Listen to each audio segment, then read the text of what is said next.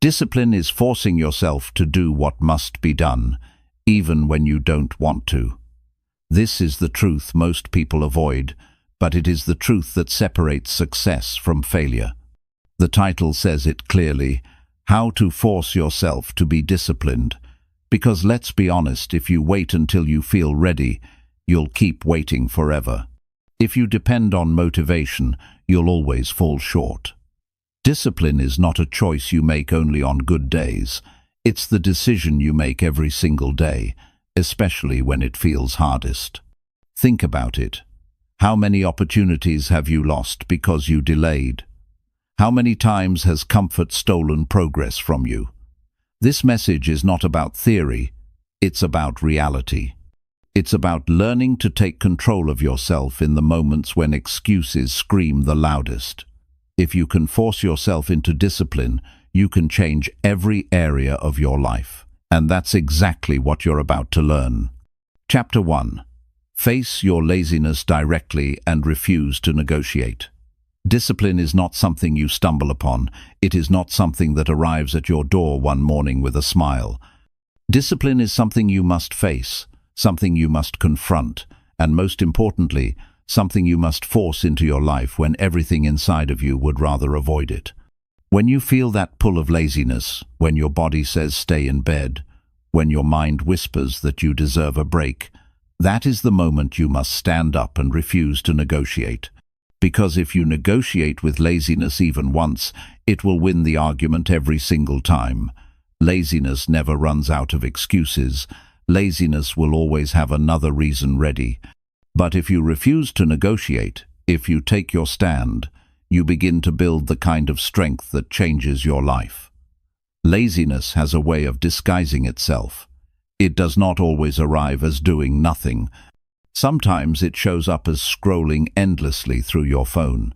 Sometimes it comes as eating food you don't need. Sometimes it looks like busy work that keeps you from doing what really matters. That is how it wins. It fools you into believing you are doing enough, when in reality you are avoiding what is difficult.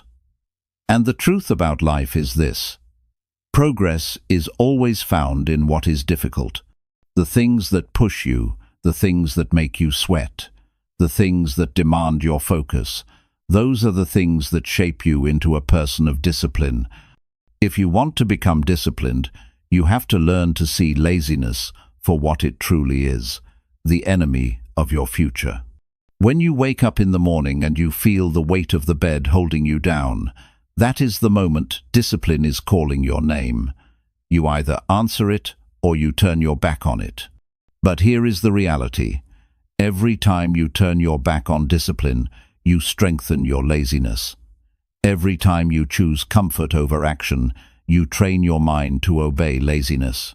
And then, when it matters most, when your life demands focus, you will already be conditioned to quit. That is why it is so dangerous to negotiate with laziness. Even the smallest excuses begin to shape your character. You think you are only skipping a workout, but what you are really doing is building the habit of saying no to discipline. Now ask yourself, how many times have you chosen the easy option over the necessary one? How many times have you said, I will do it tomorrow, only to realize that tomorrow looked exactly like today? That is laziness negotiating with you, and you accepted the deal. But if you truly want to live a better life, you cannot keep signing that contract. You must face laziness directly, look it in the eye, and refuse to make a deal with it. You say no. You take action in that very moment, even if your mind screams otherwise. That is what forces discipline into your system. You see, the reason so many people remain stuck is not because they lack knowledge. It is not because they lack opportunity. It is because they negotiate with laziness. They wait until they feel ready. They wait until the conditions are perfect. They wait until the motivation arrives. But those things never come when you expect them. If you sit around waiting for the perfect feeling, you will wait for the rest of your life. Discipline begins when you act before you feel ready. It begins when you face laziness directly, and you move in spite of it. The human mind is a master at creating comfort. It tells you stories. You worked hard yesterday. Take it easy today. You don't have the energy right now. Do it later. One skipped day won't hurt. These are not harmless thoughts. These are chains. They keep you tied down to the same level, the same results, the same life. And if you accept them, you become weaker without realizing it. You may think you are just resting, but in reality you are training yourself to surrender. This is why you must build the ability to recognize those thoughts and shut them down before they control you. Think about the people you admire most. They are not more talented than you. They are not luckier than you. They simply stopped negotiating with laziness. They built discipline by refusing to listen to excuses, by forcing themselves to act, even when they didn't feel like it. That is the secret. It is not glamorous. It is not exciting. It is simply the power to say no to the weakness inside of you and yes to the actions that will move you forward. Now, forcing yourself to be disciplined is not about being harsh with yourself for the sake of punishment. It is about respect. It is about respecting your future enough to make decisions today that will serve you tomorrow. When you refuse to negotiate with laziness, you are telling yourself, I am worth the effort. My future is worth the sacrifice. My goals are worth the discomfort. That is not self-punishment. That is self-respect at the highest level. The truth is, laziness never really goes away. It will show up tomorrow, and the day after, and the day after that. You cannot eliminate it. But you can weaken it. You can strip it of its power by refusing to give in to it. Every time you choose action over excuses, you take a piece of strength back for yourself, and over time, the balance shifts. Laziness becomes weaker. Discipline becomes stronger. Eventually, discipline becomes who you are, not just something you do, but that transformation begins with a single moment. The moment you stop negotiating. It will not feel easy at first. Your body will fight you. Your mind will argue with you. You will hear every reason to delay. But you must train yourself to recognize that this is the exact moment discipline is built. Not when it is easy, not when it is convenient, only when it is hard, only when you don't feel like it. That is where strength is born. That is where a disciplined life begins. Ask yourself right now, what have you been putting off? What area of your life have you allowed laziness to win? Maybe it is your health. Maybe it is your studies.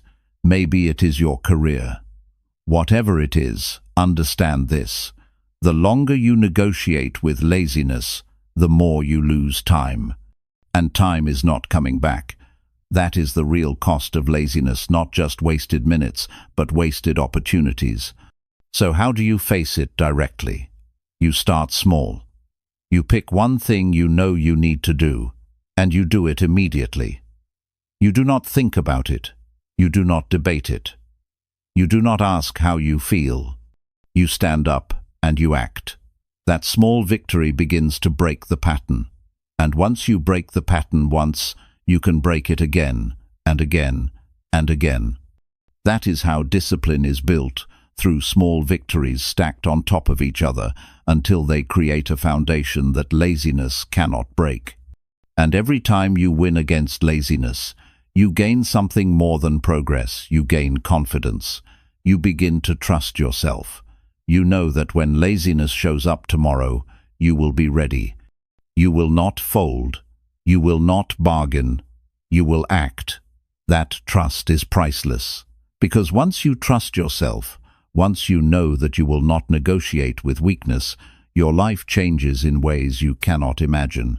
There will always be people who say, I can't do it. It's too hard. I'll start later. Do not join them. They are waiting for a moment that will never come. Instead, become the person who says, I will do it now.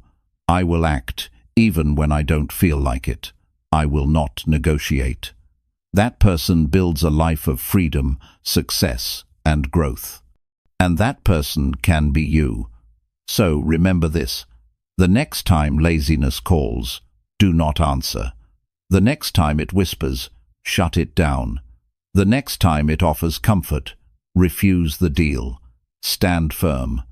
Take action.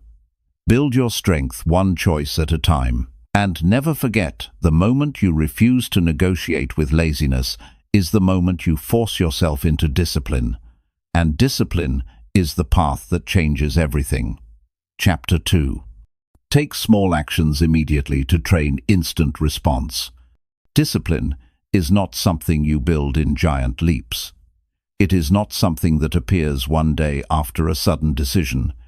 It is created in small actions taken at the exact moment they are needed. Every time you delay, every time you wait, you weaken the ability to respond. The secret to real discipline is learning to act immediately, to move as soon as the thought enters your mind, without hesitation and without negotiation. Those small, instant actions train your mind and body to respond without delay, and that habit becomes the foundation of strength in every part of life. Think about how often opportunities pass you by simply because you paused. You felt the urge to exercise but waited a little longer and then skipped it. You knew you had a call to make but told yourself you would do it later, and later never came.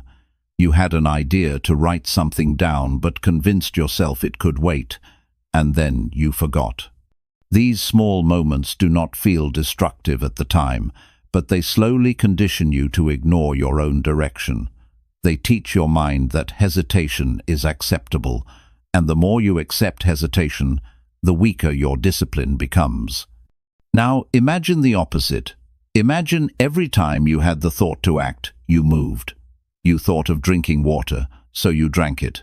You thought of picking up a book, so you opened it. You remembered a task you needed to complete, so you started it right then. That pattern builds something powerful, the ability to respond instantly. That is how you remove laziness before it grows. That is how you prevent procrastination from building roots, and that is how you gain control over yourself.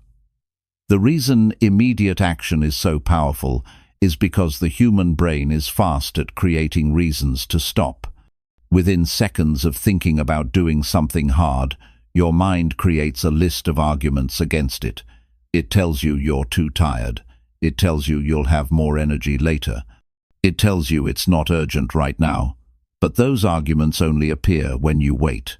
If you act before your brain has time to debate, you win. You cut off the excuses before they take shape. That is why small, instant actions matter more than big, delayed ones. When you decide to train this skill, start with something simple. As soon as your alarm rings, stand up.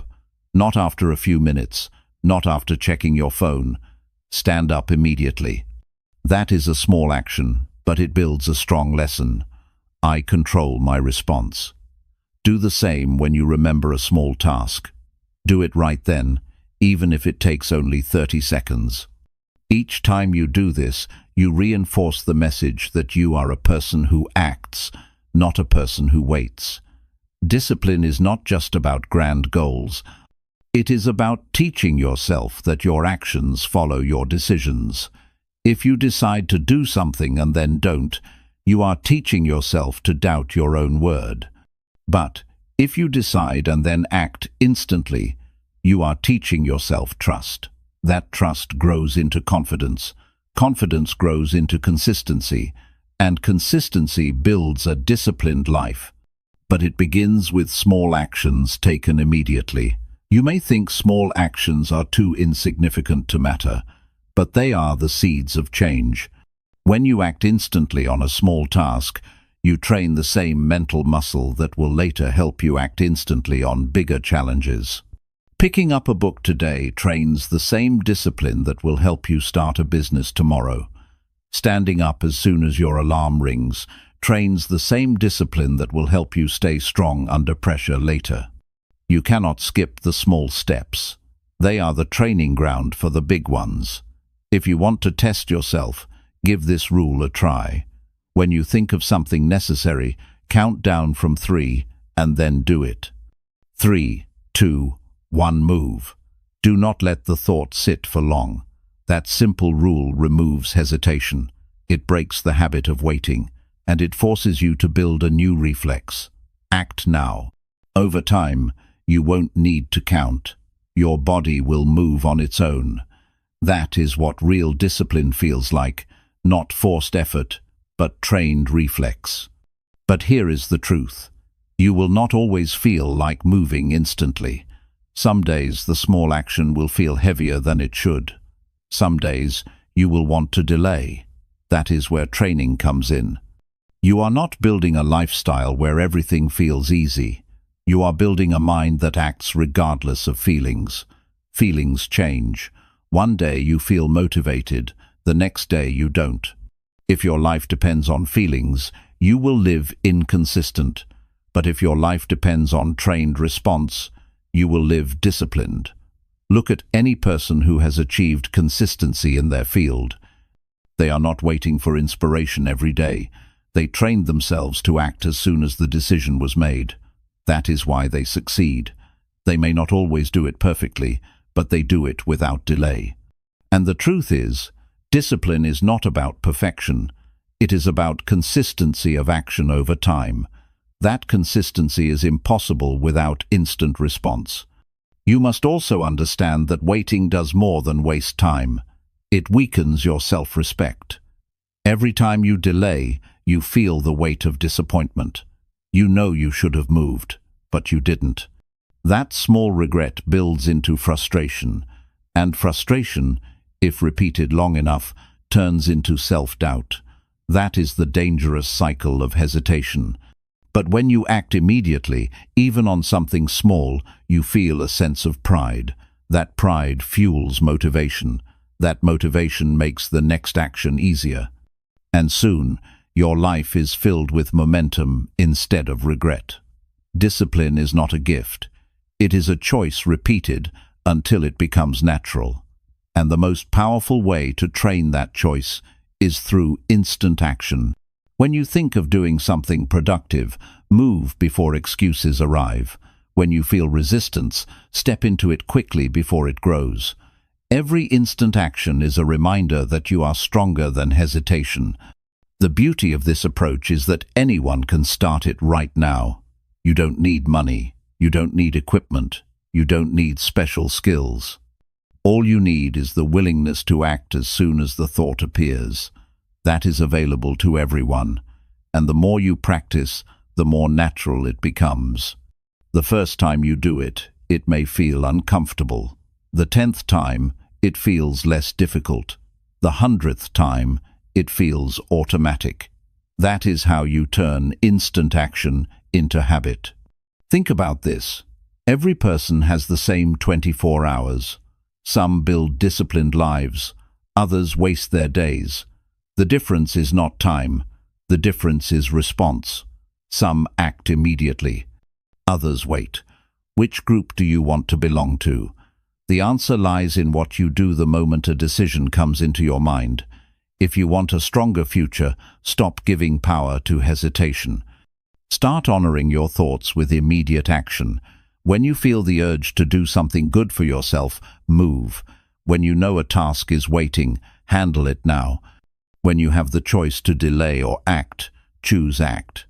Those choices may seem small in the moment, but they are shaping who you become. The disciplined life is built in these exact moments, not tomorrow, not someday, right now, right here, in the decision you make today. Take small actions immediately, and you will train yourself to respond instantly. That instant response becomes your protection against laziness, procrastination, and wasted time. It becomes the tool that helps you live with focus and strength, and it becomes the foundation of a life that grows stronger every single day. When you decide to act instantly, you are telling yourself that your future matters more than your comfort. You are telling yourself that excuses will no longer run your life. You are telling yourself that you are in control. That message, repeated in small actions, will change everything. So when the next decision enters your mind, do not wait, do not hesitate, do not negotiate. Act, move, respond, because the life you want is waiting, but only for the person who learns to act without delay. Chapter 3. Control your thoughts before they control your decisions. The greatest battles of discipline are not fought outside but inside the human mind. Every action you take begins first as a thought, and every decision you make is shaped by the direction of your thinking. If you do not learn to control what goes on in your head, then your life will always be led by impulses, emotions, and distortions. But when you gain control over your thoughts, you put yourself in the position to make stronger, clearer, and wiser choices. Discipline becomes possible only when you understand how powerful your thinking truly is. Most people underestimate how much their thoughts influence their lives. They believe that actions are separate from thinking. But in reality, action is only the extension of what you allow to stay in your mind. Think about it. The person who repeatedly tells themselves they will never improve eventually stops trying. The person who constantly thinks they will fail does not even begin. Thoughts are not harmless. They are the seeds of every decision, and every decision builds your future. This is why controlling your thoughts is the most important foundation for discipline. When you are not aware of what you think, your mind becomes a playground for negativity. One negative thought leads to another, and soon you are filled with hesitation, fear, or excuses. You say to yourself that you are too tired, that you are not capable, or that it is not worth the effort. If you allow these thoughts to sit in your mind, they will shape your actions. You may not notice it at first, but slowly you begin to avoid what is hard. You begin to settle for less than you are capable of, and over time your life reflects the weakness of those thoughts. The good news is that you can take back control. You can train yourself to filter your thoughts the way you filter the food you eat. You do not eat whatever is put in front of you without thinking. You choose carefully because you know it will affect your health. In the same way, you cannot allow every thought to take root. You must choose which thoughts are worth keeping and which ones must be replaced. This is a discipline in itself, the discipline of thought management.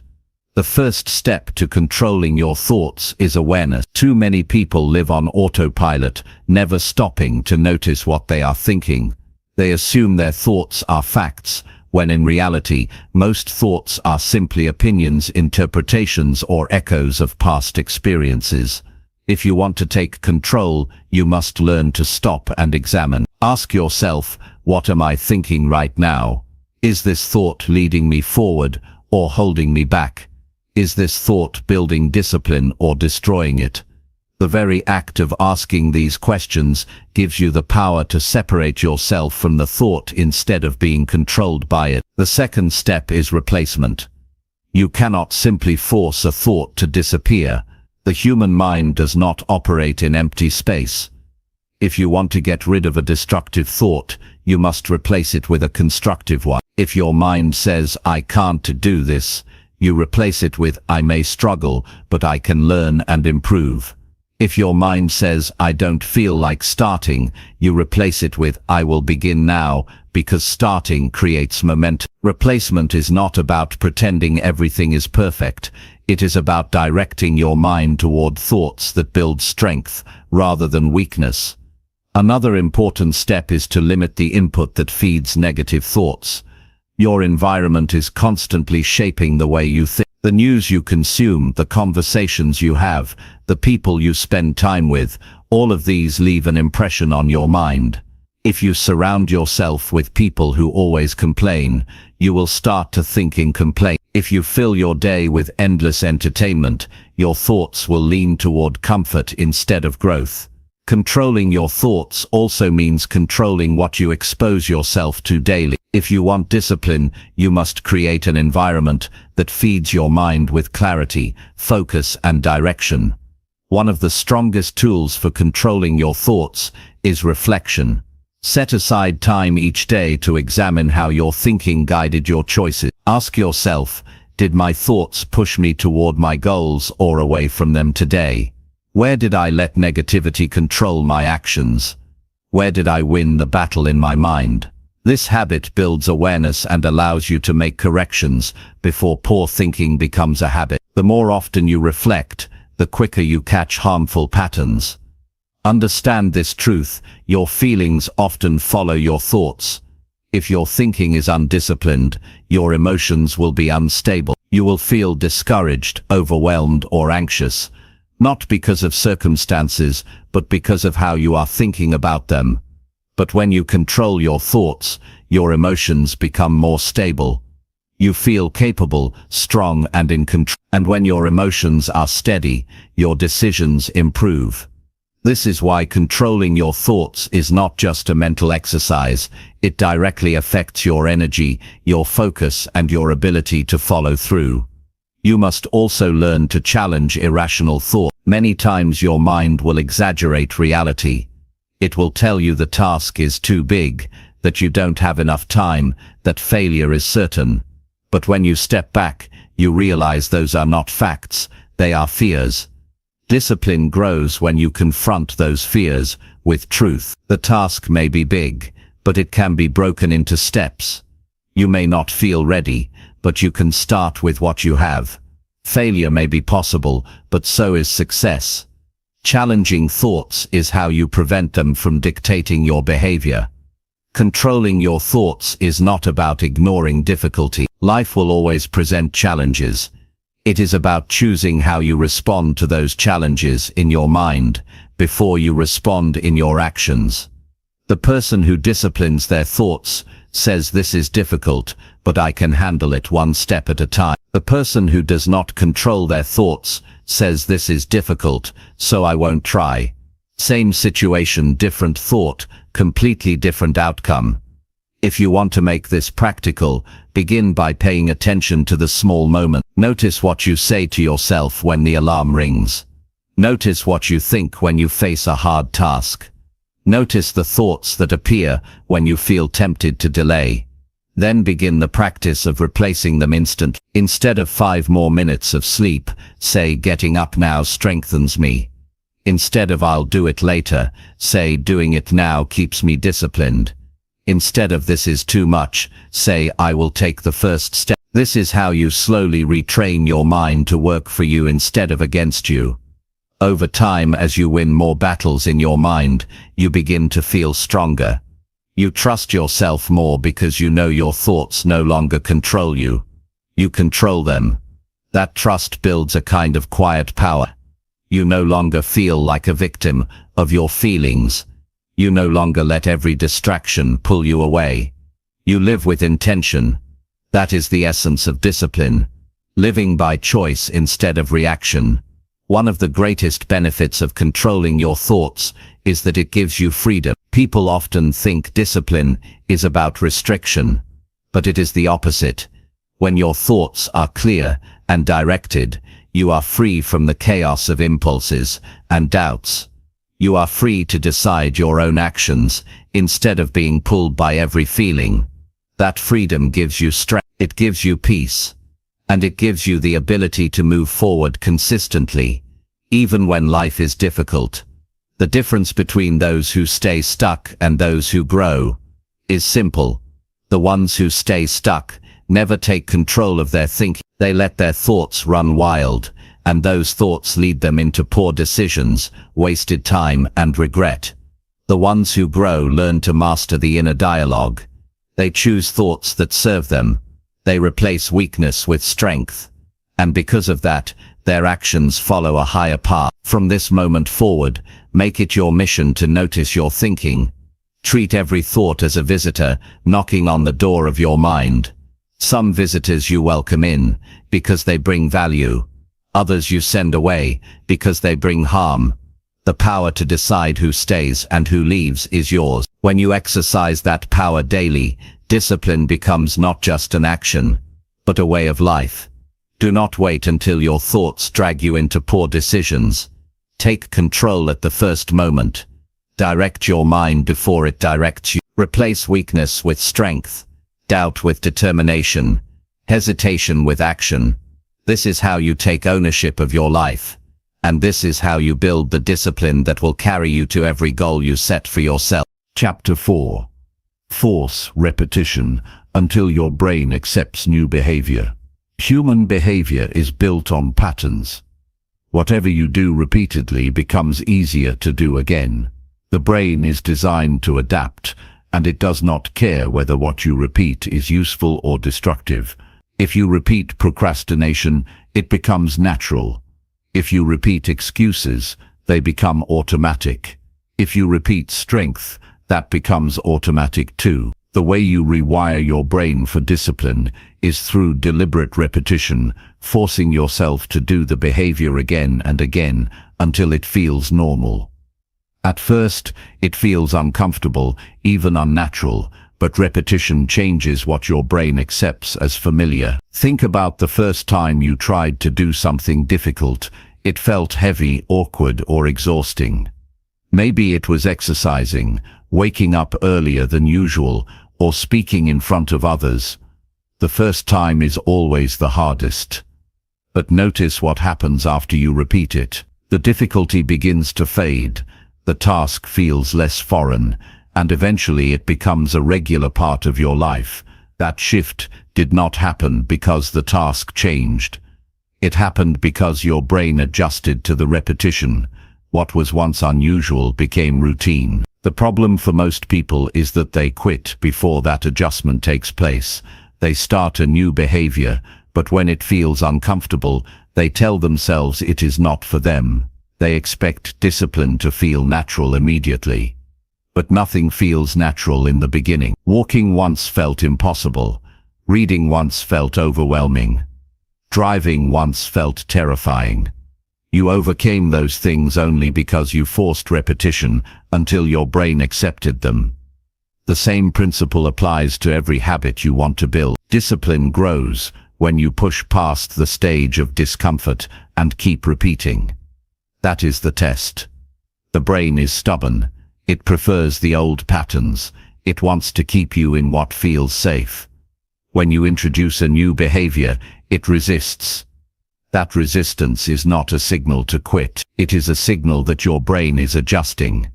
If you keep repeating, you break the resistance. But if you stop, you train your brain to resist even more the next time. This is why forcing repetition is not optional. It is necessary. The key to making repetition work is consistency, not intensity. Doing one massive effort and then stopping does not rewire anything. Doing something small every day does. If you want to build the habit of reading 2 pages every single day is more powerful than reading 100 pages once a month. If you want to exercise, moving your body daily is more effective than training hard once and then resting for weeks. The brain learns through rhythm, through the daily act of repeating, not through random bursts of effort. You must also remove the expectation of instant change. Too many people want quick results. They want their brain to accept new behavior after 1 or 2 tries. When that does not happen, they quit. But your brain does not change on demand.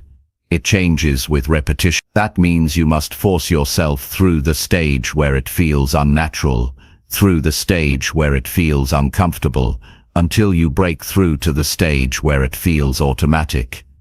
If you can survive the middle stage, you will succeed. This is where discipline becomes real, doing the action even when you do not see results yet. Imagine planting a seed and digging it up every day to check if it is growing. It will never take root. Behavior works the same way. If you stop repeating too soon, the habit never has time to form. But if you give it enough consistent repetition, the roots grow deep, and soon the behavior belongs to you. You do not have to think about it anymore. It becomes part of your identity. Repetition also has another powerful effect. It builds evidence for your mind. Every time you repeat a disciplined action, you are showing yourself proof that you can do it. 1 push-up proves you are capable of moving. 1 day of writing proves you are capable of producing. 1 day of controlling your schedule proves you can direct your time. Each repetition is evidence that weakens doubt and strengthens belief. Eventually, the belief becomes so strong that the behavior is no longer forced, it is who you are. There will be moments when you feel tired of repeating.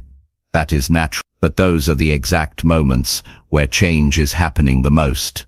Repetition carves grooves into your brain, and every time you continue despite boredom or fatigue, you make those grooves deeper. The deeper the groove, the easier it becomes to repeat again. Quitting at that stage erases your progress, but persisting solidifies it. That is why persistence is more important than motivation. Motivation comes and goes. Persistence comes from repetition, and repetition creates discipline. One practical way to make repetition work is to attach it to something you already do. If you want to build the habit of gratitude, write down 3 things you are thankful for right after brushing your teeth. If you want to build the habit of exercising, do a few push-ups after you pour your morning glass of water. Linking a new behavior to an existing one creates a natural trigger for repetition. The more you link, the easier it becomes to repeat without forgetting. You must also celebrate the completion of repetition, not just the outcome. Many people only reward themselves after big results. But the truth is, repeating the action itself is the real victory. Each repetition is a win. When you acknowledge that, you reinforce the behavior, and your brain becomes more willing to repeat it again. This is how you make repetition sustainable. Another challenge with repetition is monotony. Doing the same thing every day can feel boring. But boredom is part of training. Your brain craves novelty. But novelty does not build discipline. Repetition does. You must be willing to endure the plain days, the days where it feels uneventful, because those days are the ones that change you. When you learn to stay consistent without needing excitement, you prove to yourself that you are serious. That seriousness is what separates those who succeed from those who quit.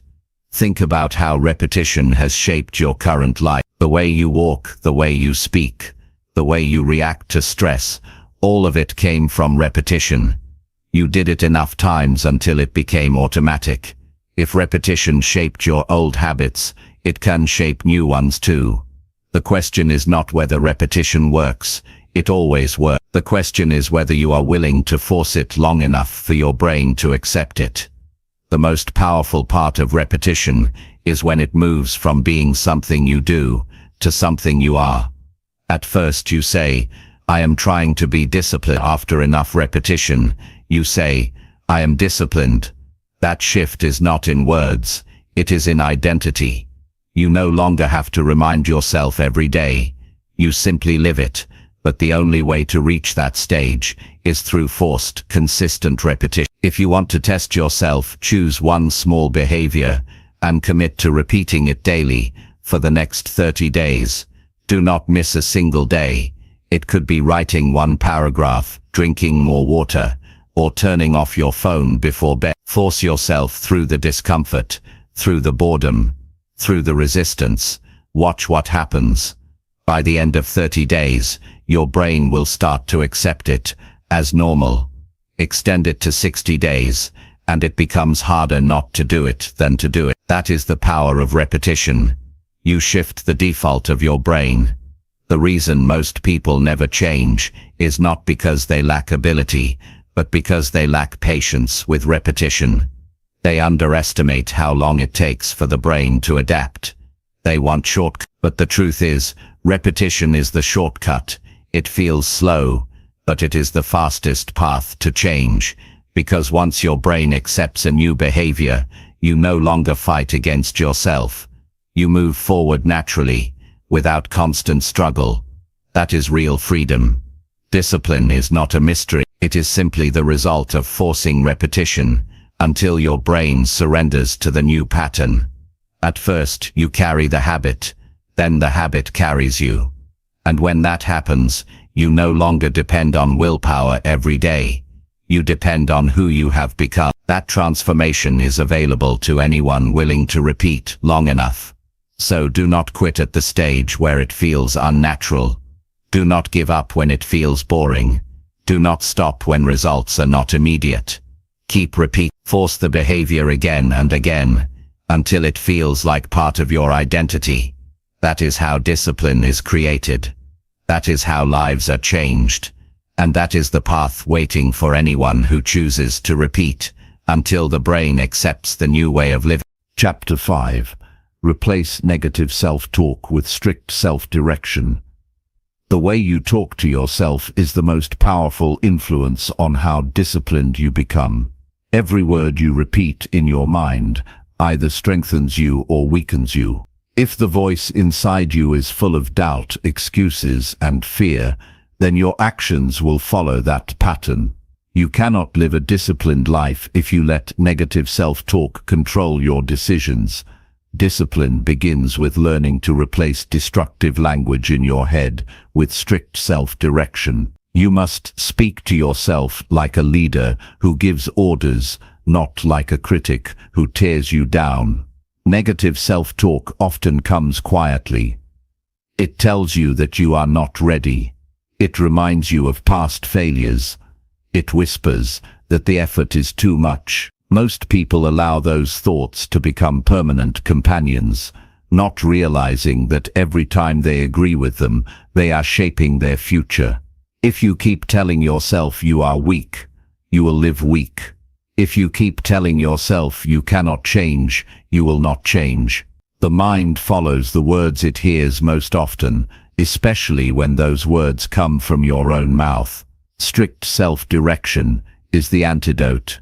It is the decision to take full control of your inner dialogue.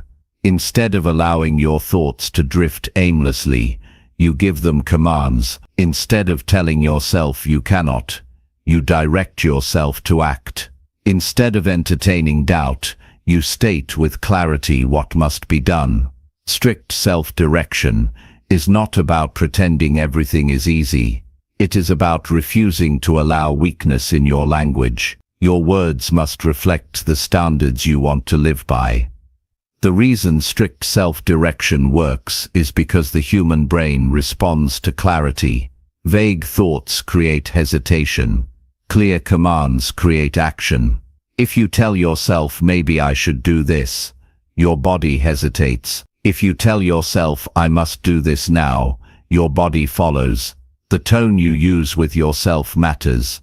Speak in a commanding voice, not a questioning one. Discipline thrives on direction, and you are the one responsible for giving that direction. When you notice negative self-talk, the first step is recognition. Too many people live unaware of the destructive language in their minds. They repeat the same phrases daily. I am too tired. I am not smart enough. I will never succeed. These phrases become so common they feel normal, but once you learn to notice them, you realize they are not harmless. They are shaping your discipline. Recognition allows you to interrupt the cycle. When you catch yourself saying something weak, you stop it. You refuse to entertain it further. The second step is immediate replacement. Do not leave the space empty, because negative talk will always try to return. Replace it with strict direction. If you say, I cannot do this, replace it with, I will complete one step right now. If you say, I feel too lazy, replace it with, I will stand up and move immediately. Replacement turns destructive energy into constructive action. Over time, your brain begins to accept the new commands as the standard. Another key to replacing negative talk is precision. Do not give yourself vague encouragement. Do not simply say, I can do it. That is too broad. Instead, give yourself exact direction. Write one page now. Turn off the phone and focus. Start walking for 10 minutes. Precision eliminates the room for excuses. Negative talk thrives on vagueness. Strict direction kills it with clarity. You must also understand that strict self-direction requires firmness.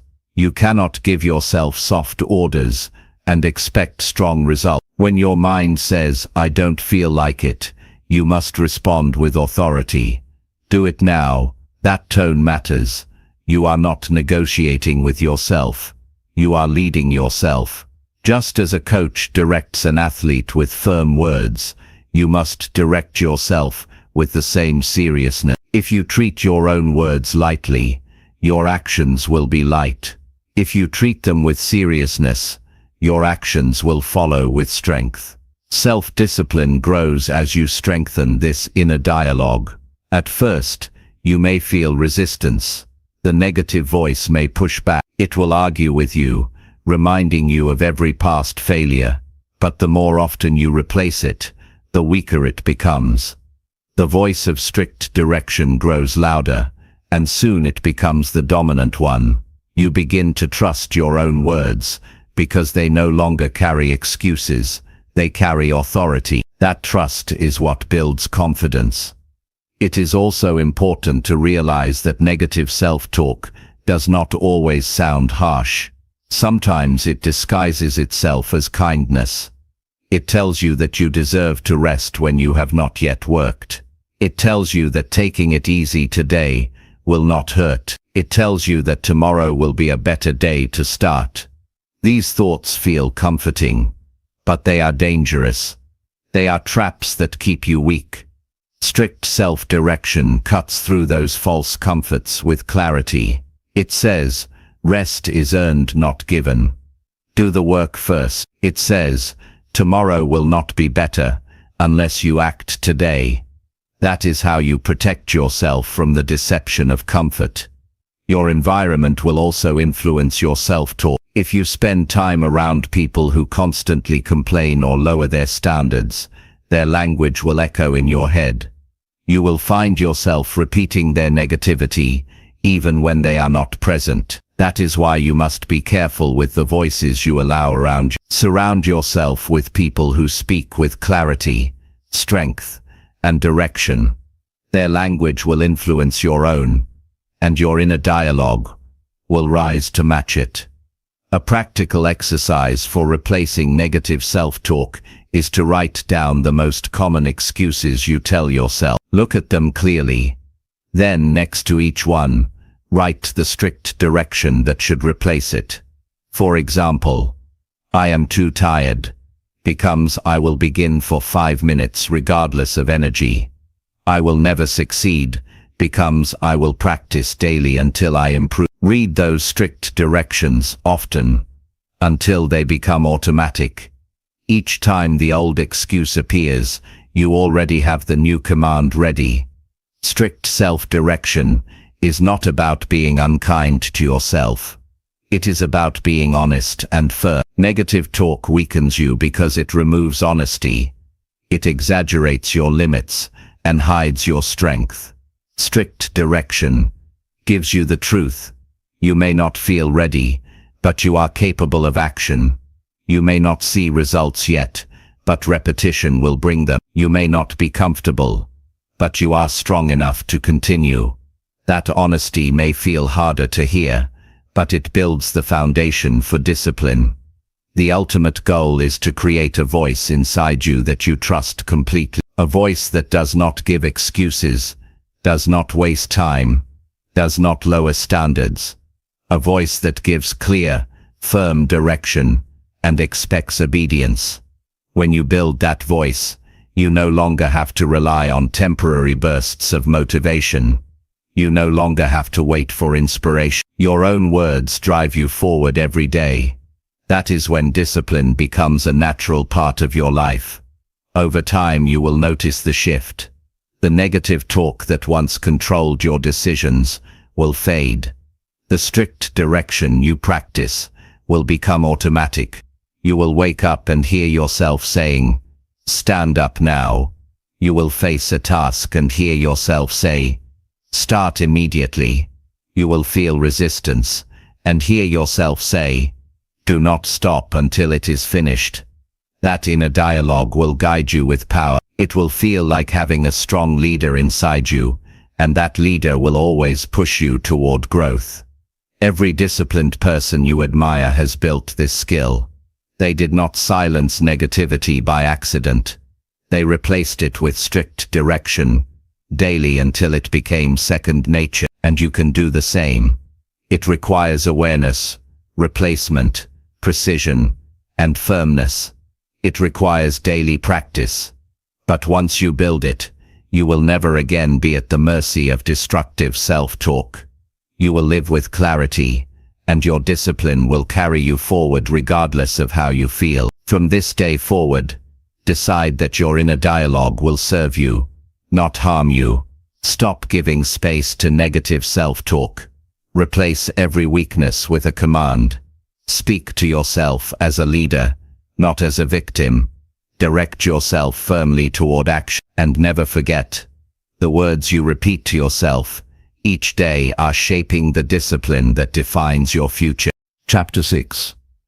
Use pressure to act when comfort pulls you back. Comfort is one of the greatest enemies of discipline. It feels safe, it feels pleasant, it feels familiar, but if you give in to it too often, it slowly pulls you away from progress. Comfort whispers that you can take it easy, that you can delay the hard task, that you can relax just a little longer. At first, it seems harmless, but over time, comfort weakens your drive and lowers your standards. The only way to break its grip is to use pressure, to create conditions that demand action when your body and mind would rather stay idle. Without pressure, comfort will always win. With pressure, you force yourself to rise above it. Pressure is not your enemy. In fact, pressure is often the tool that pulls out your best. Think about deadlines. How many times have you delayed until the very last moment, and then suddenly you produced more in a few hours than you had in weeks? That is not because you lacked ability earlier. It is because the pressure forced you to act. The problem is that most people wait for external pressure, deadlines, emergencies, or consequences before they move. Discipline grows when you learn to apply pressure on yourself before life does it for you.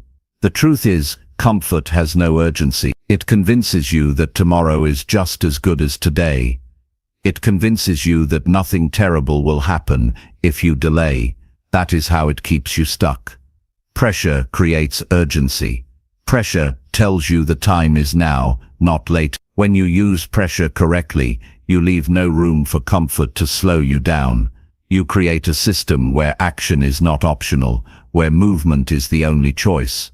One way to create pressure is through accountability. When you tell someone about your commitment, when you make your goals visible, you introduce a kind of weight that pushes you forward. If you promise yourself you will exercise but tell no one, comfort may talk you out of it. But if you tell a friend, if you share it publicly, you feel pressure to follow through. That pressure removes the option of slipping back into comfort. It gives you an extra reason to act. Another way to create pressure is through deadlines. A goal without a deadline is just a wish. If you say you will get something done someday, comfort will stretch that day into months or years. But if you give yourself a firm date, you create pressure that demands focus. Even better, shorten your deadlines. Challenge yourself to act sooner than feels comfortable. That urgency forces you to cut distractions and prioritize what matters most. Without deadlines, comfort will always stretch your timeline. With deadlines, you compress time and accelerate growth. You can also use financial pressure to strengthen discipline. Invest in something that requires you to commit. Pay for the class, buy the equipment, put money on the line. When you invest, you create pressure to use what you paid for. Many people waste opportunities because they never attach value to their commitment. When there is nothing to lose, comfort takes over. When you have something at stake, you are far less likely to delay. Pressure also comes from raising your standards. When you accept mediocrity, comfort wins easily. But when you raise the bar, when you demand more from yourself, you introduce the pressure to perform at a higher level. This pressure is not about perfection. It is about refusing to settle. It is about refusing to let comfort dictate your effort. High standards create the kind of pressure that pushes you to act with seriousness, even when you do not feel like it. Another powerful way to use pressure is to visualize the cost of comfort. Ask yourself, what will my life look like if I continue choosing ease over effort? Picture the wasted time, the lost opportunities, the regret that builds over years. That vision creates emotional pressure. It reminds you that every choice has a consequence. When you see clearly what comfort will steal from you, you feel urgency to move now. That inner pressure drives action stronger than motivation ever could. Pressure is not about stress for the sake of stress. It is about building conditions where discipline becomes the natural response.